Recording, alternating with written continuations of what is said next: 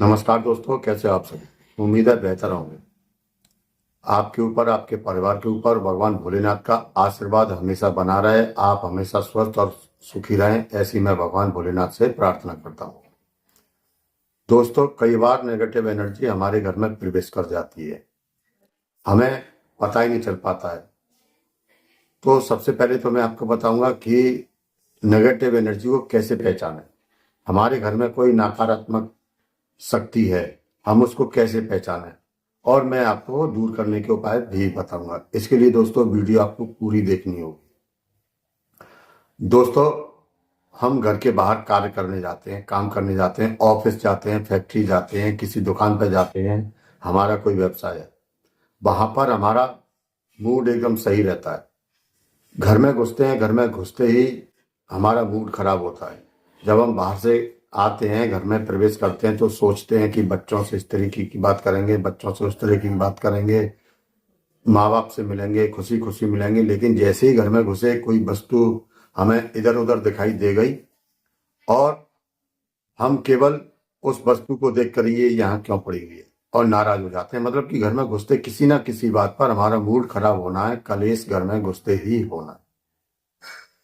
आपके घर में कोई व्यक्ति, कोई परिवार का सदस्य ऐसा बीमार पड़ा है कि बीमारी जाने का नाम नहीं ले रही है।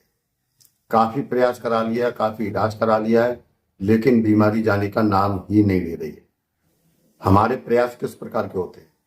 जैसे गड्ढे में छेद कर दिया और ऊपर से पानी डाले जा रहे हैं। अब उसमें कितनी भी नदियों का पानी डाल दीजिए, चाहे पूरे समुद्र का पानी डाल दीजिए, सातों समुद्र का पानी डाल दीजिए, लेकिन वो घड़ा कभी भी नहीं भर पाएगा।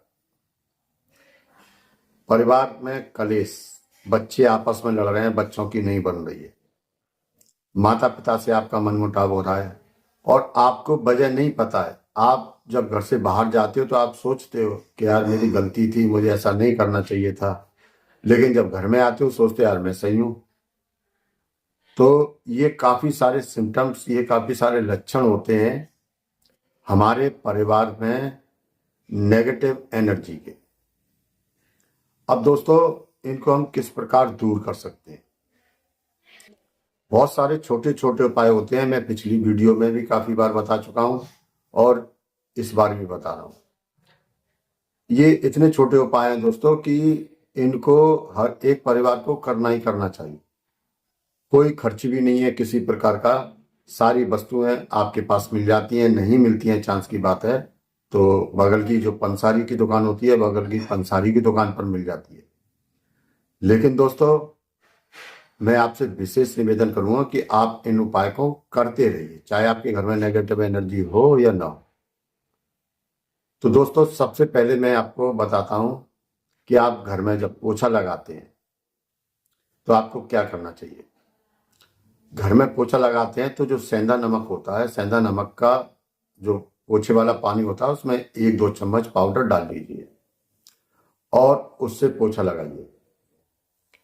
अगर सेंधा नमक ना मिल पाए तो लौंग का तेल आता है, लौंग के तेल की 1-2 बूंदें पानी में मिला लीजिए और उससे पोछा लगाएं। और ऐसा आप रोजाना करें, कोई नुकसान नहीं है, कोई खर्च भी नहीं है। 1-2 पैसे का रोजाना खर्चा आ रहा है और इस उपाय को आपको रोजाना करना चाहिए। आपके घर की जो नेगेटिव एनर्जी होगी वो दूर भगेगी। इसके बाद दोस्तों, जो सेंधा नमक मैंने बताया, उसके छोटे छोटे ढेले हो, आपके घर के जितने भी कोने हो सभी जगह आप रख दीजिए उनको। और उनको रखने के बाद करीब 1 महीने उन्हें पलंग के नीचे भी रख दीजिए, हर एक कोने में रख दीजिए, बाथरूम में भी रख दीजिए। मतलब प्रत्येक कोने में रख देने, छोटे छोटे ढेले रख दीजिए। और जब 1 महीना हो जाए, सवा महीना, विशेष तौर से सवा महीना, सवा महीने 41 दिन मान लीजिए आप, क्योंकि कोई भी प्रक्रिया हम करते हैं नेगेटिव एनर्जी हटाने की या किसी, तो कम से कम सवा महीने होनी चाहिए। भगवान की सेवा भी हम करते हैं तो कम से कम 41 दिन या सवा महीने की लेकर चलते हैं। तो 41 दिन जब आपके हो जाए तो उस नमक की डलियों को आप बाहर फेंक दीजिए। बाहर इसलिए फेंक दीजिए कि उन्होंने महीने सवा महीने आपके घर की जो नेगेटिव एनर्जी थी उसको अपने अंदर सोख लिया, एब्जॉर्ब कर लिया। अब वो घर में नहीं रहनी चाहिए, उसको बाहर कहीं भी फेंक। इसके बाद दोस्तों, जब आप पूजा करते हैं तो पूजा करते समय आपके पास लोटे में जल तो होगा ही होगा।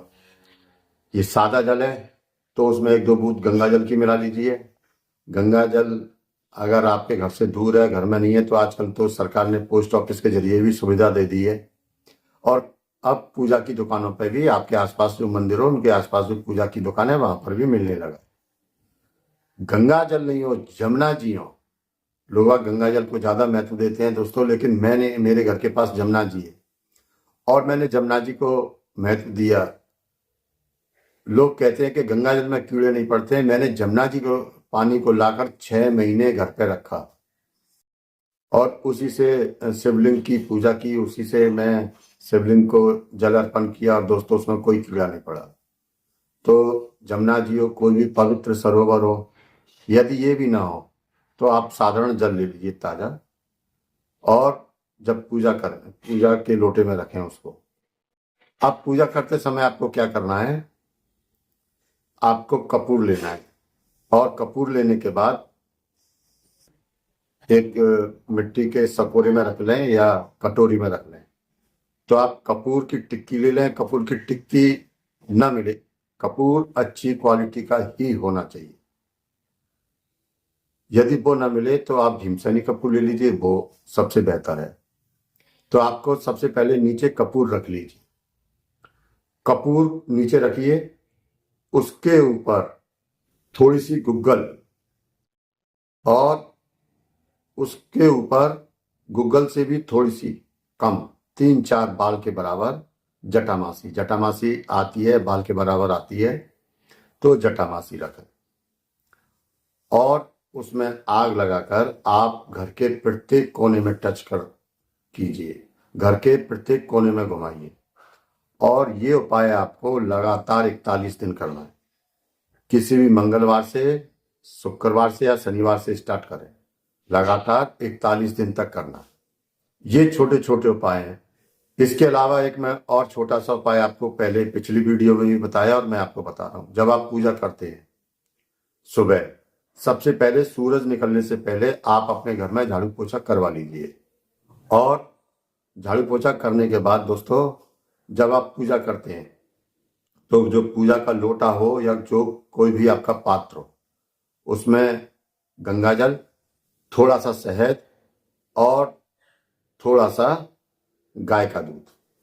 गाय का दूध ना हो आपके पास तो गौमूत्र भी आजकल ऑनलाइन या जो शॉप है पूजा की वहां पर या सुपरमार्केट में मिलने लगे हैं। आप गौमूत्र ही ले आइए, जल, शहद, गौमूत्र या गाय का दूध, कच्चा दूध, दूध या गौमूत्र में से एक चीज मिलानी है आपको। और इसको मिला के आप सबसे ऊपर वाली जो आपकी छत हो, जाने का यदि साधन हो, सीढ़ी बनी हो, तो वहां पर आम का पत्ता यदि मिल जाए तो विशेष, आम का पत्ता नहीं मिले तो ऐसे उंगलियों से टच करते हुए आपको प्रत्येक जगह, घर के प्रत्येक जगह पर ये छिड़काव करना है। और छिड़काव करते समय ओम नमः शिवाय या ओम नमो भगवते वासुदेवाय मंत्र का आपको जाप करना है।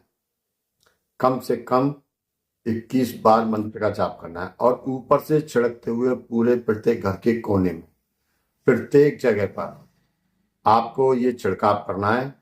और भगवान भोलेनाथ से या जिन भी देवी देवता से आप प्रार्थना करते हो, पूजा करते हो, उनसे प्रार्थना करनी है कि भगवान मेरे घर में जो भी वास्तु दोष हो, जो भी कमी हो, जो भी नेगेटिव एनर्जी हो, उसको दूर कीजिए।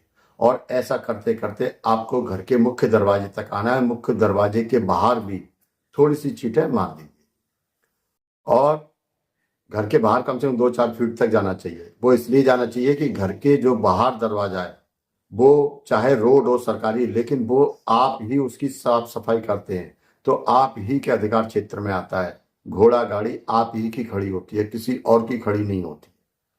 तो दोस्तों, इसलिए घर के बाहर तक ये उपाय जरूर करना है। दोस्तों, ये सारे उपाय आपको 41 दिन तक करने हैं।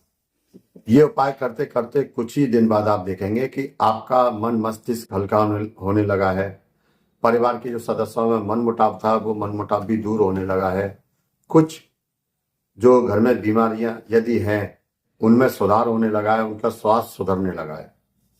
दोस्तों आज की वीडियो में केवल इतना ही। वीडियो अच्छी लगी हो तो वीडियो को लाइक करके, चैनल पर नए हो चैनल को सब्सक्राइब करके बगल वाली घंटी के बटन को दबा के हर हर महादेव या जय बाबा अमर सिंह पवन की दोस्तों जरूर लिखिए।